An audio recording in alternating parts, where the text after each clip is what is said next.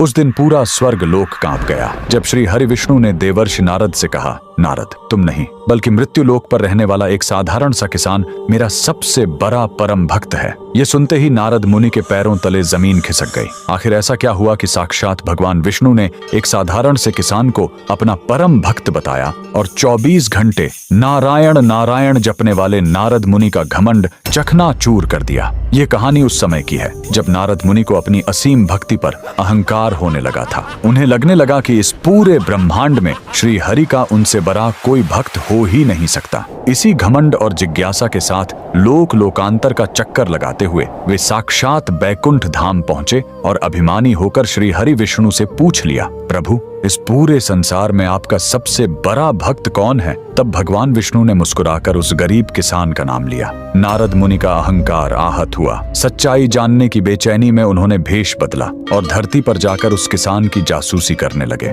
उन्होंने देखा कि वह गरीब किसान सुबह उठा, आसमान की तरफ देखकर हाथ जोड़े और कहा, राम राम प्रभु। फिर वह अपने खेत पर गया। दिन भर उसने चिलचिलाती धूप में अपने बैलों के साथ खेत की जुताई की। पसीने और मिट्टी में लथपथ होकर उसने अपना खून पसीना एक किया। शाम को थका हारा घर लौटा, रूखी सूखी रोटी खाई और सोने से पहले बस एक बार फिर आसमान की ओर देखकर कहा, प्रभु, तेरा कोटि कोटि धन्यवाद। ये देखकर नारद मुनि तुरंत श्री हरि के पास लौटे और थोड़े क्रोधित होकर बोले, प्रभु, उसने तो पूरे दिन भर में मुश्किल से 2 या 3 बार आपका नाम लिया होगा और मैं हर सांस के साथ आपका नाम जपता हूँ, फिर वो आपका परम भक्त कैसे? श्री हरि विष्णु ने उन्हें कुछ भी नहीं समझाया। उन्होंने बस सोने के एक कटोरे को तेल से लबालब भर दिया और नारद जी को देते हुए कहा, नारद, इसे लेकर पूरे ब्रह्मांड का चक्कर लगा कर आओ, लेकिन याद रहे, इस कटोरे से तेल की एक भी बूंद नीचे नहीं गिरनी चाहिए। अपने अहंकार में चूर नारद मुनि उस तेल से भरे सोने के पात्र को लेकर तुरंत ब्रह्मांड के चक्कर पर निकल गए। उनका पूरा ध्यान बस उस कटोरे पर था